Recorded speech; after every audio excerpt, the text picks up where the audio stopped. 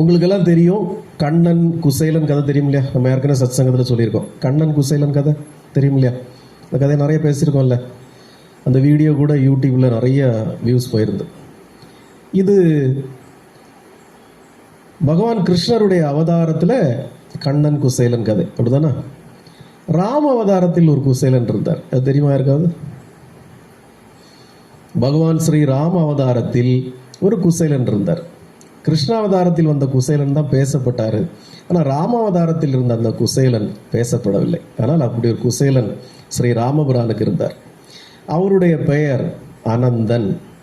இவர் பகவான் ஸ்ரீ ராமன் வசிஷ்டரிடம், நாம் நேற்று சத்சங்கத்தில் பேசணும் இல்லையா, குருகுல கல்வி, அந்த குருகுல கல்வியை வசிஷ்டர்கிட்ட ராம, லக்ஷ்மணர், சத்ருகன் இவங்க எல்லாம் 4 அண்ணன் தம்பிகளும் குருகுலத்தில் படிக்கிறச்சே இந்த அனந்தன் சக கிளாஸ்மேட்டாக அந்த குருகுலத்தில் வாழ்ந்துட்டு இருந்தார்.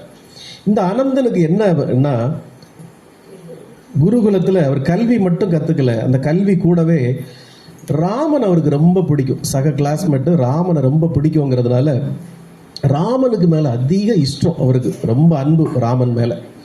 அப்போ ராமனுக்கு நிறைய பணிவிடைகள் இந்த அனந்தன் பண்ணுவார். ராமனுக்கு நிறைய பணிவிடைகள் பண்ணுவாருன்னா சாதாரணமாக இல்லை. ராமனுக்கு தினமும் உள்ள பூஜை புனஸ்காரங்களுக்காக காட்டுக்குள்ளே போய் தர்ப்பை புல் எடுத்துகிட்டு வர்றது, தர்ப்ப புல்லை ராமனுக்கு கொடுக்கறது, ராமனுக்கு இந்த ஏடுகள்லாம் எடுத்து வைக்கிறது, எழுத்தாணி எடுத்து வைக்கிறது, ராமனுடைய வில்லை துடைத்து வைப்பது, அம்புகளை அடுக்கி வைப்பது, ராமனுடைய துணிகளெல்லாம் எடுத்து அடுக்கி வைப்பது, இது போன்ற ராமனிடம் மிகுந்த பிரியம் இந்த அனந்தனுக்கு. ரொம்ப சேவை ராமனுக்கு. இந்த அனந்தன் அவருக்கு ராமன்னா உயிரை விட்டுருவாப்புல. எழுந்தது முதல் தூங்குவது வரை ராமனுக்கே பணிவிடைகள். அந்த குருகுலத்தில் குருவுக்கு செய்கிறாரோ இல்லையோ, ராமனுக்கு இந்த அனந்தன் பயங்கர பணிவிடைகள் செய்கிறார். ஒரு நாள் இதே போல் இந்த அனந்தன் காட்டுக்கு இந்த தர்ப்பை புல் இதெல்லாம் பறிக்க போகும்போது வசிஷ்டர் ராமனை கூப்பிட்டு சொல்லுகிறார், ராமா, உன்னுடைய குருகுல கல்வி இதோடு முடிந்தது, நீ அயோத்திக்கு போகலாம், போய் உன்னுடைய தந்தையோடு சேர்ந்து நீ பயணிக்கலாம் அப்படின்னோடனே ராமன் டக்குன்னு, சின்ன குழந்தை இல்லையா, ஊருக்கு போகிற சந்தோஷத்தில் கடகடன் எல்லாம் பேக் பண்ணி ஊருக்கு ராமன், லக்ஷ்மணன், சத்ருகன் எல்லாரும் போயிட்டாங்க. அனந்தன் காட்டில் இருந்து திரும்பி வந்து ராமனை தேடினா, ராமனை காணோம், ராமன் போயிட்டான். அனந்தனுக்கு துக்கம் தாங்கலை, கண்ணீர் விட்டு கதறான், அழுறான். இந்த ராமன் என்ன சொல்லாமல் போயிட்டானே, எவ்வளவு என் கூட பழகியிருந்தாப்புல, நான் எவ்வளோ உயிரை வச்சுருந்தேன், என்னதான் அந்த படிப்பு முடிந்தாலும் என்கிட்ட ஒரு வார்த்தை சொல்ல வேண்டாமா, அவனை பிரிந்த என்னால் இருக்க முடியலையே அப்படின்னு சொல்லி ரொம்ப அழுதான், கதறினான். அப்படியே தினமும் அழுது வருத்தப்பட்டு கொண்டே அந்த ஆசிரமத்தில் வேலைகளை பார்த்துட்டே இருந்தான். ஒரு நாள் அவனுக்கு ஒரு செய்தி வருது, இந்த மாதிரி ராமனையும் லக்ஷ்மணனையும் அவர் குரு வசிஷ்டர் இந்த மாதிரி காட்டுக்கு கூட்டிகிட்டு போயிட்டார் அப்படின்னு தகவல் வருது. அனந்தன் பதறான், ஐயோ, என் ராமனுக்கு காட்டில் என்னென்ன கஷ்டங்கள் வரும், நான் கூட இல்லையே, ராமன் எவ்வளோ துன்பப்படுவான், அவனுக்கு ஒன்றுமே செய்ய தெரியாதே, காட்டில் அவன் என்ன கஷ்டப்படுவான், இங்கே இருந்தால் நான் எவ்வளோ பணிவிடைகள் அவனுக்கு செய்தேன், இப்போ தனியாக அவனை கூட்டிகிட்டு போயிருக்காரு இந்த விஸ்வாமித்திரர், ராமனுக்கு காட்டில் ஒன்றும் தெரியாதே, அவன் எவ்வளோ துன்பப்படுவான் அப்படின்னு கதறார். இந்த அனந்தன் ராமனின் தந்தை தசரதனையும் விஸ்வாமித்திரரையும் சபிக்கிறான். அட பாவிகள், இந்த 2 பாவிகளும் சேர்ந்து பச்சை குழந்தைகளை காட்டுக்கு அனுப்பிட்டாங்களே, நான் இருந்திருந்தா ராமன் நிம்மதியாக இருந்திருப்பான்ல, நான் இருந்திருந்தா ராமன் சந்தோஷமாக இருந்திருப்பான்ல, இப்படி 2 பேரையும் கொண்டு காட்டில் விட்டுட்டாங்களே அப்படின்னு சொல்லி இந்த அனந்தனுக்கு பதறுது. ராமன் எவ்வளோ துன்பப்படுவானோ, ராமன் சாப்பிடுவானோ சாப்பிட மாட்டானோ, அவனுடைய வில் அம்புகளை யார் துடைத்து வைப்பா, அவனுக்கு தினமும் பூஜைக்கு உண்டான தர்ப்பை புல்லாம் யார் பறித்து கொண்டு கொடுப்பா, ஐயோ என் ராமன் காட்டில் எவ்வளோ துன்பப்படுவான், அவனுடைய துணிகள்லாம் யார் மடித்து கொடுப்பா, அவனுக்கு சேவை செய்ய ஆட்கள் இல்லையேன்னு பதறான். அந்த பதட்டம் கூடி கூடி கூடி அது ஒரு மிகப்பெரிய மன நோய் போல வந்து ஒரு நாள் வசிஷ்டரின் காலில் வந்து சாஷ்டாகமாக வந்து, சாமி என்னை மன்னிச்சுக்கோங்க, என்னால் இந்த குருகுலத்தில் நீ இருக்க முடியாது, நான் ராமனை தேடி காட்டுக்கு போகிறேன். வசிஷ்டர் சொன்னார், அவன் வேலையை பார்த்துக்குவான், நீ உன்னுடைய வேலையை பாருனார். இல்லை சாமி, என்னால் இருக்க முடியாது, நான் ராமனை தேடி போகிறேன், ராமன் நான் இல்லாமல் ரொம்ப துன்பப்படுவான், ராமன் நான் இல்லாமல் ரொம்ப கஷ்டப்படுவான், ராமனுக்கு நான் இருந்தால் தான் அவனை ஜீவிக்க முடியும், நான் ராமனை தேடி போய் அவனுக்கு பணிவிடைகள் செய்தே ஆகணும்னு சொல்லி வசிஷ்டர்கிட்ட உத்தரவு வாங்கி வாங்காம போதே காட்டுக்கு ஓடிட்டான். காட்டில் போய் ராமனை தேடிக்கொண்டே இருக்கிறான். எங்கே போய் கண்டுபிடிக்க முடியும், எங்கே போய் ராமனை கண்டுபிடிக்கிறது? அவன் எந்த காட்டுல இருக்கிறான், எங்க இருக்கான்னு இவனுக்கு என்ன தெரியும்? அவன் மேல இருந்த பைத்தியம், அவன் மேல இருந்த பற்றுதல்ல காட்டுக்குள்ள ஓடிட்டான். ஒரு இருளான பகுதிக்குள்ளெல்லாம் போயிட்டான். அங்கிருந்து வெளியே வர தெரியல. ராமா ராமா ராமான்னு காட்டுக்குள்ள கிடந்து கூவுறான். எங்க கேட்கறது? அது கூவி கூவி கூவி சோர்ந்து போய் தவித்து போய் ஒரு இடத்துல அப்படியே உட்கார்ந்துட்டான். ராமா, என்னால் இதுக்கு மேல் நடக்கவே முடியல, நீ எங்க இருக்க? உன்னால் தேடி கண்டுபிடிக்க முடியலையேன்னு ராமா ராமா ராமான்னு கத்தி கதறி ஒரு இடத்துல அமர்ந்துட்டான். அவனுடைய சோர்வுனால அவன் அந்த இடத்தை விட்டு நகரவே இல்லை. ராமன் மேல இருந்த பற்றுதல்ல அந்த இடத்தை விட்டே நகரல. நாட்கள் கடறுது. அவனுடைய உடம்பு துரும்பாக ஆகி அவனை சுற்றி புற்று எழும்ப ஆரம்பித்து அவன் அப்படியே இந்த புற்றுக்குள் அடங்கி ராமா ராமா ராமாங்கிற சத்தம் மட்டும்தான் வருதே ஒழிய அவன் உடம்புல வேற ஒண்ணுமே இல்லை. நாட்கள் செல்கிறது. நாட்கள் சென்று கொண்டே இருக்கிறது. ராமன் அயோத்தி திரும்பும் வழியில் ஜனகனின் மகளை வில்லை ஒடித்து திருமணம் நடக்கிறது. அவளோடு தாம்பத்திய உறவு குடும்பம் நடக்கிறது. பல ஆண்டுகள் கடற்கிறது. தன்னுடைய தந்தையிடம் கைகை வாங்கிய வரத்தால் ராமன், லக்ஷ்மணன், சீதை 3 பேர் காட்டுக்கு போகிறார்கள். காட்டிலே ராவணன் சீதையை கவர்ந்து கொண்டு போகிறான். ராமன் தவிக்கிறான். பல ஆண்டுகள் கழித்து, சில ஆண்டுகள் கழித்து சீதையை மீட்கிறான். ராமேஸ்வரம் வருகிறான். அங்கே பூஜைகளை செய்து கொண்டு மீண்டும் அயோத்திக்கு போகிறான். இவ்வளவு ஆண்டுகள் ஓடிவிட்டன. இவனுக்கு ஒண்ணுமே தெரியாது. இவன் அந்த புற்றுக்குள்ள மூச்சு மட்டும் அவனுக்கு ஓடிக்கிட்டே இருக்கு. ராமா ராமா ராமான்னு ஓடிக்கிட்டு இருக்கு. ஒண்ணுமே தெரியாது, வெளியே என்ன நடக்குன்னே தெரியல. ஒரு நாள் இந்த அயோத்தியில பகவான் ஸ்ரீ ராமபுரானுடைய பட்டாபிஷேகம் நடக்க போகுது அயோத்திக்கு. அப்போ நம்முடைய தேசத்தின் எல்லா இடங்கள்ல இருந்தும் நிறைய பேர் அயோத்திக்கு போனாங்க ராமனுடைய பட்டாபிஷேகத்தை காண்பதற்காக. இந்த காட்டு வழியே ஒரு கூட்டம் ராமனுடைய நாமத்தை பாடிக்கொண்டே போறப்போ பிறகு எப்படியோ ஒரு இடத்துல தட்டுப்பட்டு அந்த புற்று லேசாக உடைந்து விட்டது. உடைந்த போது உள்ளே பார்க்கிறார்கள், ஒருவன் ராமா ராமான்னு இருக்கிறான். ஆளு நரைமுடியெல்லாம் வந்து வயதான தோற்றத்துல மெலிஞ்சு தேஞ்சு குச்சி ஆட்டம், உயிர் மட்டும் இருக்கு, ஊசலாடிட்டு இருக்கு. பார்த்து அவனை வெளியே எடுத்து அவனுக்கு தண்ணீர்லாம் கொடுத்து, யாரப்பா நீ அப்படின்னு கேட்டதும் அவன் உடனே கண்ணை முழிச்சதும் மீண்டும் ராமன் எங்க ராமன் எங்க ராமன் அப்படின்னு கேட்கிறான். இவங்களாம் சொன்னாங்க, இப்ப இங்க ராமன்லாம் இல்லை, நீ எந்த ராமனை கேட்கிற? அவர் அயோத்தியில பட்டாபிஷேகம் நடக்க போகுதுப்பா அப்படின்னா. பட்டாபிஷேகம் நடக்க போகுதா? இந்த ராமன் என்னை கண்டுகொள்ளவே இல்லையே, என்னை அழைக்கவே இல்லையே, என்னை மறந்து விட்டானே இந்த ராமன். எங்கே அந்த அயோத்தி எங்க இருக்கிறது? எங்கே பட்டாபிஷேகம் நடக்க இருக்கிறது? தயவு செய்து என்னையும் அழைத்து கொண்டு செல்வீர்களான்னு கெஞ்சுறான். அவங்க ஒரு டோலி கட்டி தூக்கி அதில் வச்சு அயோத்திக்கு சுமந்து போகிறார்கள். இந்த வயதாகி விட்டது அவனுக்கு. இந்த டோலியில் போய் அயோத்தியா மாநகரமே திருவிழா கோலம் பூண்டு நிற்கிறது. நாடெல்லாம் மக்கள் மகிழ்ச்சியோடு இருக்கிறார்கள். காட்டிற்கு சென்ற நமது இளவரசர் வந்து விட்டார், நமது இளவரசியும் வந்து விட்டார். எல்லோரும் சேர்ந்து மீண்டும் இந்த அயோத்தியா மாநகரத்தை ஆளப்போகிறார்கள் என்றதும் கலங்கி நின்ற மக்கள் எல்லோரும் மகிழ்ச்சியில் கூத்தாடுகிறார்கள். இவன் எல்லோரையும் பார்க்கிறான். இந்த உலகம் இவ்வளவு நாள் நான் பார்க்கவே இல்லையே, இந்த உலகம் எல்லாம் எங்க இருந்தது, இந்த ஜனங்கள் எல்லாம் எங்கே இருந்தார்கள், அந்த கூட்டத்தில் இவன் ராமன் இருக்கிறானான்னு தேடுறான். எவ்வளவு பைத்தியம் ராமன் மீது. தேடி தேடி தேடி இந்த சான்றோர் பெருமக்களோடு இந்த அறிஞர்களோடு அரண்மனைக்குள்ளே போய்விட்டார். பகவான் ஸ்ரீ ராமபுரான் குளித்து பட்டாடை தரித்து சீதா பிராட்டியோடு லக்ஷ்மணனோடு அப்படியே அரண்மனைக்குள் தக தக தகவன மின்னியபடி சூரிய பிரகாசமாக அரண்மனைக்குள்ளே எழுந்தருளுகிறான். ராமனை கண்டதும் எல்லா ஜனங்களும் ராமா என்று கும்பிட்டார்கள். எங்கள் இளவரசரே, எங்கள் சக்கரவர்த்தியே, வாருங்கள், வந்தனம் நமஸ்காரம் என்று எல்லோரும் வணங்குகிறார்கள். அந்த கூட்டத்திலிருந்து ஒரு குரல் வருது, அடே ராமா. எல்லோரும் அப்படி துடித்து போனார்கள். யாரா இது? மீண்டும் பிரச்சனையா? இப்பதான் ஒரு பிரச்சனை முடிஞ்சு காட்டுக்கு போயிட்டு வந்திருக்காரு தலைவர், திரும்ப எவனோ வரதை ஆரம்பிக்கிறாருன்னு. அடே ராமா, என்னை மறந்து விட்டாயா அப்படின்னு கேட்டது எல்லாரும் ஷாக் ஆகி நிற்கிறாங்க. யாரா யாரா இது அப்படின்னு எல்லா அறிஞர்களும் பார்க்குறாங்க. அப்போது ராமன் அப்படியே எட்டி பார்க்குறான், யாருன்னு. ராமா, இவ்வளவு நாள் எங்கே போனாய்? உன்னுடைய இத்தகைய பெரிய விழாவுக்கு என்னையே அழைக்கவில்லை. பைத்தியக்கார பயலை, என்னை மறந்து விட்டு உனக்கு அப்படி என்ன வாழ்க்கை வேண்டி கிடக்கிறதுன்னு கத்துறான். எல்லாரும் அவனை பிடிக்கிறாங்க. ராமன் அவனை அடையாளம் கண்டு கொண்டான். ஆனந்தா, இவ்வளவு நாள் எங்கிருந்தாய்? இத்தனை நாள் எங்கே போனாய்? என்னை மன்னித்து விடு ஆனந்தா. உன்னிடம் சொல்லாமல் நான் குருகுலத்தில் இருந்து விடை பெற்றது நான் செய்த மாபெரும் தவறு. உன்னை நான் இழந்து விட்டேன் இத்தனை ஆண்டுகளாக. ராமா, நீ காட்டுக்கெல்லாம் போனாயாமே, காட்டில் நிறைய துன்பப்பட்டாயாமே, என்னை அழைத்து கொண்டு போயிருக்கலாம் அல்லவா? என்னை அழைத்து கொண்டு போயிருந்தால் உனக்கு அத்தனை பணிவிடைகள் நான் செய்திருப்பேன் அல்லவா? நீ துன்பப்படாமல் இருந்திருக்கலாம் அல்லவா? காட்டில் ஒரு முள் கூட உன்னை தைக்க விடாமல் நான் காத்திருப்பேன் அல்லவா? ஏன் ராமா என்னை அழைத்து கொண்டு போகவில்லை? ஏன் என்னை மறந்து விட்டாய்? ஏன் என்னை விட்டு கொண்டு போய்விட்டாய்?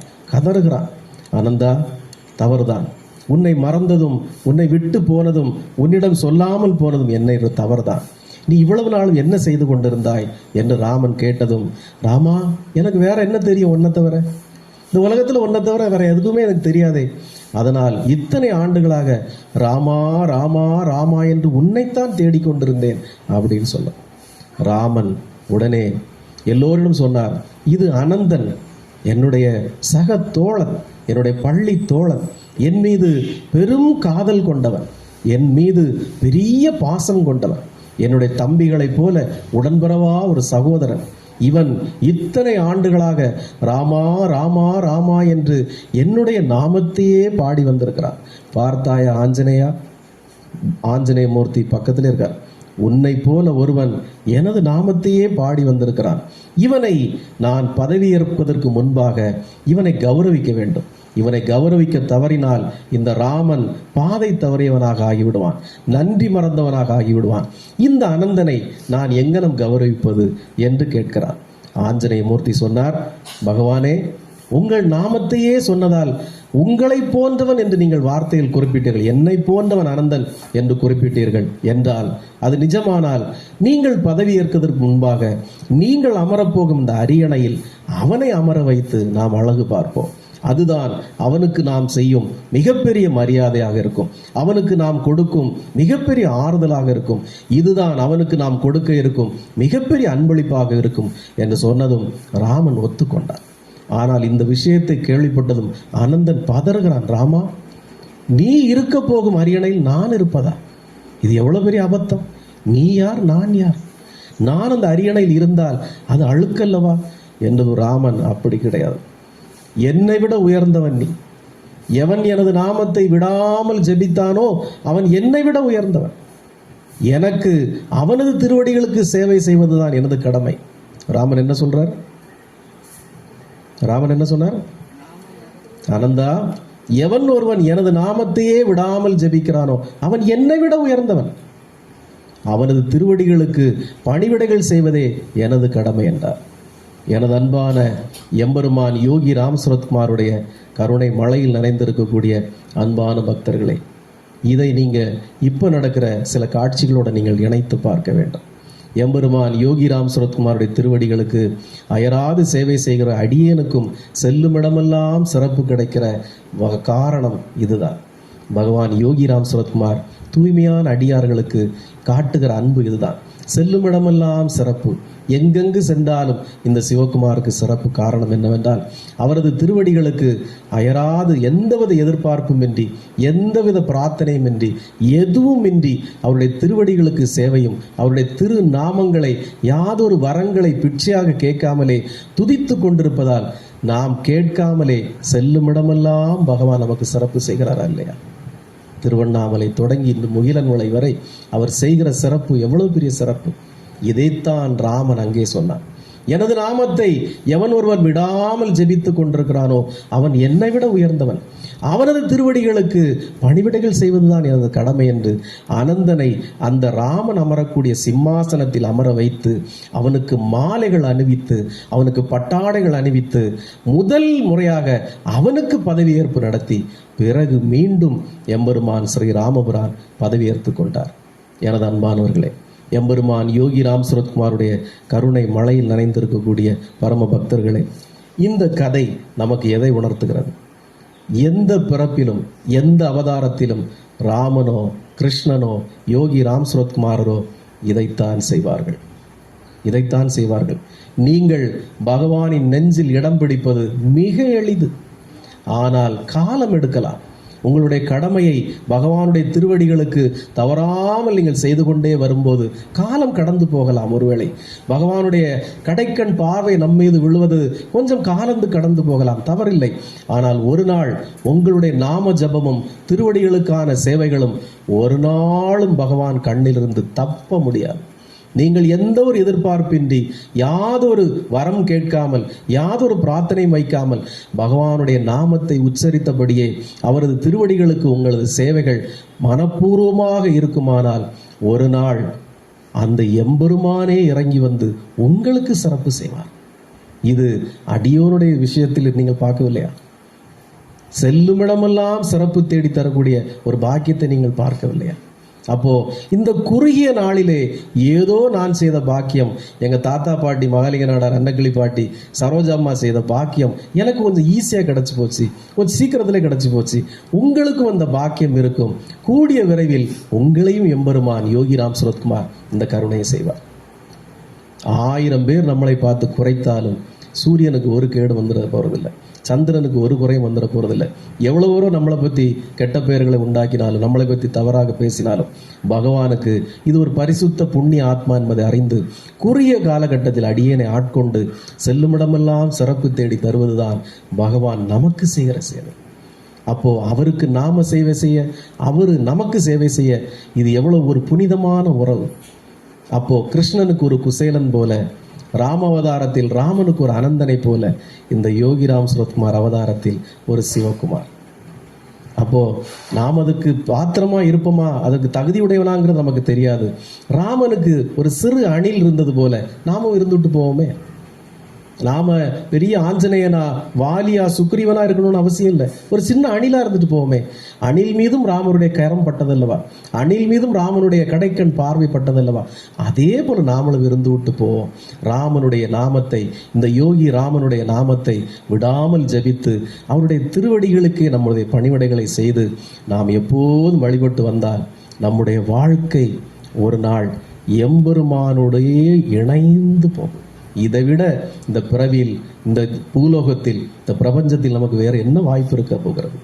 இந்த குரு சொல்வதை அப்படியே கேட்டு நீங்கள் தாராளமாக பின்பற்றுவீர்களானால் இந்த வாழ்க்கை உங்களுக்கு மேம்பட்ட வாழ்க்கையாக இருக்கும். குரு அருமையை பற்றி அருமையான சத்சங்கம் இன்னைக்கு நடந்தது. இன்னைக்கு நிறைய பேர் அதை மிஸ் பண்ணிட்டீங்க. அவர் திரு பாலகிருஷ்ணன் என்ன அழகாக பேசினார்.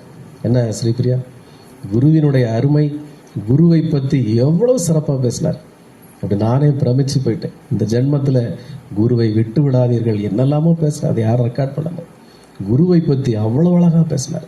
அப்போ குரு அருள் இல்லாமல் ஒன்றும் நடக்காது இந்த உலகில். குரு கிடைப்பது 7 ஜென்மத்தில் நாம் செய்த புண்ணியம். இத்தகைய பாதையை காட்டுவது கடவுள் நேரில் வந்து காட்ட முடியாது. ஒரு குருவின் மூலமாக நாம் அடைந்து விட்டோமானால் இந்த ஜென்மம் நமக்கு நிலையாக அருமையாக அமைந்து போகும். அன்பானவர்களே, ஒரு குசேலன் போல, ஒரு அனந்தனை போல நாமும் எம்பெருமான் யோகிராம் சுரத்குமாருக்கு பணிவிடைகள் செய்து அவருடைய நாமத்தை விடாமல் ஜெபிப்போமானால் ஒவ்வொருத்தருக்கும் ஒவ்வொரு காலகட்டத்தில் காட்சி கொடுத்துருக்கார் பகவான். ஒவ்வொருத்தருக்கும் ஒவ்வொரு காலகட்டத்தில், அகலியைக்கு அங்கே, சுக்ரீவனுக்கு இங்கே, ஆஞ்சநேயருக்கு அங்கே, குகனுக்கு அங்கே, ஒவ்வொருத்தருக்கும் ஒவ்வொரு காலகட்டம். அதே போல உங்களுக்கும் ஒவ்வொருவருக்கும் ஒவ்வொரு காலகட்டத்தில் பகவான் காட்சி தந்து அருள் புரிவார், ஆட்கொள்வார், நிச்சயமாக ஆட்கொள்வார். எல்லாரையும் ஒரே லைன்ல நிக்க விட்டு ஆட்கொள்ளலையே. எல்லாரையும் ஒரே லைன்ல நிக்க விட்டு ஆட்கொண்டு எல்லாரையும் அப்படி அட் அ டைம்ல நான் ஆட்கொள்றேன் அப்படியே சொன்னாரு. ஒவ்வொருத்தரையும் ஒவ்வொரு காலகட்டத்தில் ஆட்கொள்வார். அடியனுக்கு இன்று ஆனால் உங்கள் எல்லோருக்கும் ஒவ்வொரு காலகட்டத்தில் எம்பெருமான் ஆட்கொண்டு சிறப்பு செய்வார்.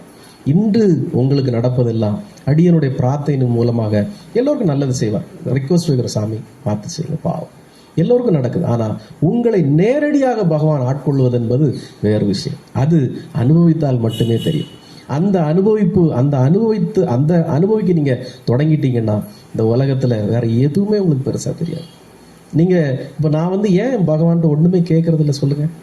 எனக்கு அவரே என் கூட இருக்கிறார். அப்புறம் நான் எதை கேட்க முடியும்? அதை விட பெருசாக இந்த உலகத்தில் என்ன இருக்குது சொல்லுங்க? அவரே என் கூட இருக்கிறப்போ, நான் கேட்கறதெல்லாம் அவர் இந்த பக்தர்களுக்கு வாரி வாரி கொடுக்குறப்போ, நான் கேட்கறதெல்லாம் இந்த பக்தர்களுக்கு அவர் செய்கிறப்போ, இனி இதுக்கு மேல் நான் அவர்கிட்ட என்ன கேட்க முடியும்? இந்த உலகத்தில் வேற எதை நான் அவர்கிட்ட கேட்டுற முடியும் சொல்லு? இந்த உலகத்துல வேற எதுவுமே நிலை இல்லாததுல இந்த வீடா, ஒரு நாள் இந்த வீடு இடிக்கப்படத்தான் போகுது. இந்த சொத்தா, நாளைக்கு வேற ஒருத்தன் இருக்க போறதான் செய்யறான். அந்த காரா, நாளைக்கு வேற ஒருத்தன் ஓட்டிட்டு போக போறான். ஆனா எனக்கும் அவருக்குமான ஒரு நட்பு, எனக்கும் அவருக்குமான ஒரு உறவு நாளைக்கு யாரும் வந்து நடுவில் புகுந்துட முடியுமா? முடியவே செய்யாது. அப்போ ஒவ்வொரு மனித பிறப்புக்கும் தேவையானது இறை பக்தி, இறை உறவு. அந்த மிக ஆத்மார்த்தமான ஒரு உறவை பகவான் யோகிராம் சுரத்குமார் அடியேனை ஆட்கொண்டு அரவணைத்திருக்கும் போது நடுவில் வேற எது நம்மளை கிராஸ் பண்ணிட முடியும்? பெரிய மொபைல் போனா, இல்லை லக்ஸுரி காரா, இல்லை வீடா, சொத்தா, நகையா, எது வந்து ஆட்கொண்ட முடியும்? நான் பரம சந்தோஷத்தோடு இருக்கிறேன். என்னை ஆட்கொண்டிருந்த நோய்கள் எல்லாம் அகன்று விட்டன. இதுக்கு மேல என்ன வேணும்?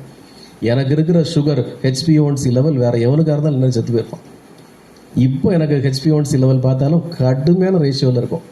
ஆனால் 35 வயதில் எனக்கு சுகர் வந்தது. 35 வயதில் எனக்கு சுகர் வந்தது. இன்னைக்கு 20 வருஷத்துக்கு மேலே எனக்கு சுகர் இருக்கு. ஆனால் சுகர் நோயால் உள்ள எந்த பாதிப்பும் உடம்புல கிடையாது. முட்டு வலியோ, அந்த வலியோ, இந்த வலியோ, இப்போ 100 தோப்புகரணம் போட சொல்ல நான் போடுவேன். எனக்கு எந்த உடம்புல எந்த உபாதையும் இல்லை. இங்கே இருக்கிற எத்தனை பேர் எவ்வளோ நோயால் பாதிக்கப்பட்டிருக்கீங்க. ஆனால் எனக்கு பகவான் யோகிராம் சுரத்குமார் எனக்கு இருந்த எல்லா நோய்களையும் என்னிடம் வந்து தீர்த்து என்னை பரிசுத்தமாக ஆட்கொண்டிருக்கிறார் என்றால் இதை விட வேற என்ன வேணும்? நோயற்ற வாழ்வே குறைவற்ற செல்வம். அவ்வளவு ஆட்கொண்ட அண்ணல் எம்பெருமான் யோகிராம் சுரத்குமார். இந்த கலியுகத்தின் கண்கண்ட கடவுள், ராம கிருஷ்ண அவதாரம், ஈஸ்வர வடிவம். இதை விட ஒரு தெய்வம் எப்படி நம்மளை ஆட்கொள்ள முடியும்? யாதொரு நோயும் இல்லாமல், யாதொரு நொடியும் இல்லாமல், செல்லுமிடமெல்லாம் சிறப்பை தேடித்தந்து பெரிய பெரிய ஆட்கள், அவங்கெல்லாம் இன்னைக்கு 75 வயசு 80 வயசு ஆட்கள் கூட நம்மளை இணையாக அமர வைத்து நம்மளையும் அவங்க புகழ்ந்து பேசி எவ்வளவு சிறப்பாக பணி செய்கிறான்னு பேசுகிற அளவுக்கு ஒரு காலம் எல்லாம் நம்மளை கேவலமாக பேசுவான். ஒரு காலத்தில் எல்லாம் நம்மளை தூற்றுவான். இவன் எல்லாரும் மனுஷனான்னு சொல்லுவான். ஆனால் இன்னைக்கு நம்மளை உயர்ந்த இடத்தில் கொண்டு அமர வைத்திருப்பது மனிதர்கள் அல்ல, பகவான் யோகிராம் சுரத்குமார். என்னோடு எப்போதும் உடன் நடக்கிறார். நான் செல்லும் இடமெல்லாம் பகவான் என்னை வழிநடத்தி போகிறார். என்னுடைய ஒவ்வொரு பாத எட்டும் அவர் எடுத்து வைக்கிறார். நான் பேசக்கூடிய ஒவ்வொரு பேச்சும் அவர் என்னுள்ளிருந்து பேசுகிறார். நான் செய்கின்ற ஒவ்வொரு காரியமும் அவர் செய்கிறார். அதனால் தான் நான் தைரியமாக சொல்லுவேன், என்னுடைய ஒவ்வொரு சிந்தனையும், என்னுடைய ஒவ்வொரு செயலும், என்னுடைய ஒவ்வொரு பேச்சும் தவறாகாது. அது ஒருபோதும் தவறானதும் இல்லை. கடந்த பல ஆண்டுகளாக அது எம்பெருமான் நடத்துவது, அவர் என்னுள் இருந்து ஆட்கொண்டு நடத்துவது. இது பல பல பக்தர்களுக்கும் பயன்பெற்றதால் எனக்கு அதீத நம்பிக்கை இருக்கிறது. உங்களுக்கும் நல்லது நடக்கும், உங்களுக்கும் நன்மை நடக்கும். எம்பெருமான் யோகிராம் சுரத்குமார் இந்த கலியுகத்தில் அனைவரையும் காத்து ரட்சிப்பார். எல்லோரையும் கவலை இல்லாமல் வாழ வைப்பார். நான் நேற்று சொன்ன சத்சங்கத்தில் அந்த ஒரு சம்பவத்தை நீங்கள் நினச்சி பாருங்க. அன்று எம்பெருமான் யோகிராம் சுரத்குமார் அடியனை ஆட்கொண்டிருக்கா விட்டால் இன்னைக்கு இந்த வீட்டில் யார் இருப்பா? யார்? அப்போ இன்னைக்கு அவர், சிவகுமார், நேற்று வரைக்கும் உனதான வாழ்க்கையை நீ வாழ்ந்து முடித்தாகிவிட்டது. இந்த கணம் முதல், இந்த டிசம்பர் 6 முதல் நீ எனக்கான வாழ்க்கையை நீ வாழ வேண்டும். எனக்கான பணியை நீ செய்ய வேண்டும். என்னையே நீ துதிக்க வேண்டும். எனது நாமத்தையே நீ பரப்ப வேண்டும் என்று அடியனை ஆட்கொண்டதால் இனி உள்ள காலம் முழுக்க, வாழ்நாள் முழுக்க இந்த பூத உடம்பிலிருந்து உயிர் பிரியும் வரை எம்பெருமான் யோகிராம் சுரத்குமாருக்கான பணியே நாம் சிறமேல் கொண்டு செய்வோம்.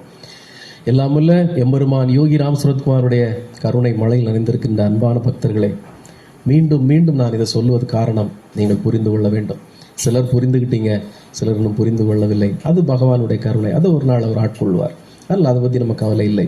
ஆனால் நீங்கள் எல்லோரும் இதை புரிந்து கொண்டு வழிநடக்க வேண்டும். புரிந்து கொண்டீர்களானால் அடுத்த கணமே உங்கள் வாழ்க்கையில் ஏற்றம் கிடைப்பது நிச்சயம். ஒரே ஒரு சின்ன எக்ஸாம்பிள். அந்த குழந்தை எவ்வளோ கதறி அழுதுட்டு வந்தது. ஆரம்பத்தில் அவளுக்கு பெரிய நம்பிக்கை கிடையாது. நம்ம மெசேஜ் அனுப்ப கண்டுக்கவே மாட்டா, அவாட்டுக்கு இருப்பா, அப்படி சும்மா இருப்பா, கண்டுக்க மாட்டா. ஆனால் கலங்கிய கண்களோடு பகவானிடம் வந்து கதறி அழுத போது நானும் வேண்டினேன், இன்னைக்கு பாரு எவ்வளோ பெரிய உங்கள் வீட்டில் பகவானுடைய திருவடிகளை கொண்டு வர்றதுக்கு நீ ஒரு பூஜை ஏற்பாடு பண்ணு, எல்லாம் மாறும் அப்படின்னு சொன்னேன். அந்த கணமே மாறி போனேன். பகவான் அங்கே போகிறதுக்கு முன்னுக்கே அவளுக்கு வீட்டில் நல்லது நடக்க பகவான் வச்சிருவார். இனி ஒரு கெடுதலும் அந்த வீட்டில் வராது.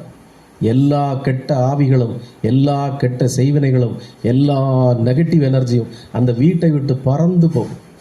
இனி நடப்பதெல்லாம் நன்மையாகவே இருக்கும். ஒரு துன்பம் வராது. எத்தனை பேர் கதறி அழுது நமக்கு ஃபோன் பண்ணுறாங்க. ஒரு 2 நாளைக்கு முன்னாடி கோயம்புத்தூரில் இருந்து ஒரு பொண்ணு, அது 5 IVF பண்ணி ஒரு குழந்தை பெற்றிருக்கு. இப்போ குழந்தைய கூட வச்சு அனுபவிக்க முடியல. மாமியார் வீட்டில் குழந்தையும் மாப்பிள்ளையும் தனியாக பிரித்து, இந்த குழந்தை தனி, இந்த பாப்பா தனி, குழந்தைய மாப்பிள்ளையும் தனி, ஏகப்பட்ட பிரச்சனை. 1.5 மணி நேரம் என்கிட்ட பேசுகிறேன். சாமி 5 ஐவிஎஃப் பண்ணி நான் குழந்தை பெற்றேன். இப்போ என் நேரம் என் ஸ்கின்னெல்லாம் வேறு கறக்க ஆரம்பிக்குது. எனக்கு என்ன செய்யணும் தெரியல. குடும்பத்தில் யாரும் எனக்கு உதவியா இல்லை, மாமனார் மாமியார் உறவியா இல்லை, கணவர் இப்படி இருக்கிறார். குழந்தைய அவங்க கோர்ட்டில் போனப்போ கோர்ட்டு சொல்லிச்சான் 1 மணி நேரம் அம்மாட்ட விடுங்கன்னு. தினமும் 1 மணி நேரம் அம்மாட்ட கொண்டு விடுறாங்களாம். என்ன கொடுமை இது! எந்த கோர்ட்டில் எந்த பைத்தியக்காரர் ஜட்ஜி இப்படி ஒரு தீர்ப்பு சொன்னான்னு தெரியல. குழந்தை அம்மா கூட தானே இருக்கணும், 1 மணி நேரம் கொண்டு விடுங்கண்ணா. இப்படி எவ்வளவுக்கு எவ்வளோ பிரச்சனை இருக்குது தெரியுமா நாட்டில். சாமி உங்கள் சத்சங்கத்தெல்லாம் நான் பார்த்துட்டு இருக்கிறேன். எனக்கு ஒரு விடியல் வாங்கி தாங்க சாமின்னு அழுது. கவலைப்படாதீங்கம்மா. இந்த 10 நாள் நாங்கள் சுவாமியினுடைய மகா சமாதி தினத்தை முன்னிட்டு பிப்ரவரி 10ஆம் தேதியிலிருந்து பிப்ரவரி 20ஆம் தேதி வரைக்கும் நாங்கள் தினமும் நாம ஜபம் சத்சங்கம் பண்ணுறோம். இந்த 10 நாட்களுக்குள்ளாக உங்கள் வாழ்க்கையில் ஒரு நல்ல ஒரு மாற்றம் வரும் நான் உங்கள்கிட்ட சொல்லியிருக்கேன். இந்த நேரத்தில் அந்த அம்மாவை நாம் நினைத்து பிரார்த்தனை செய்வோம். அந்த குழந்தை நல்லா இருக்கணும். அந்த பாப்பா 5 ஐவிஎஃப் பண்ணியிருக்குன்னா அதுக்கு எவ்வளோ சிரமப்பட்டிருக்கோம் நமக்கு தெரியும். அந்த பலனை அது முழுவாக அனுபவித்து கணவரோடு சேர்ந்து வாழ்ந்து குழந்தையோடு சேர்ந்து வாழ்ந்து நல்லபடியாக நிம்மதியாக வாழ நம்ம எல்லோரும் சேர்ந்து பிரார்த்தனை பண்ணுவோம். இந்த நல்ல வாய்ப்பை தந்த எல்லாமாக இருக்கிற எம்பெருமான் யோகி ராம் சுரத்குமாருக்கு இந்த கண நேரத்தில் நன்றிகளை தெரிவித்து பூஜைக்கு தயாராவோம். யோகிராம் சுரத்குமார், யோகிராம் சுரத்குமார், யோகிராம் சுரத்குமார். ஜெயகுருராயா. ஓம் அண்ணாமலை வாசாய வித்மகே வைகுண்ட ரூபாய தீமகி தன்னோ யோகி ராம் சுரத்குமார் பிரச்சோதயா. வேலை நல்லா இருக்கியா?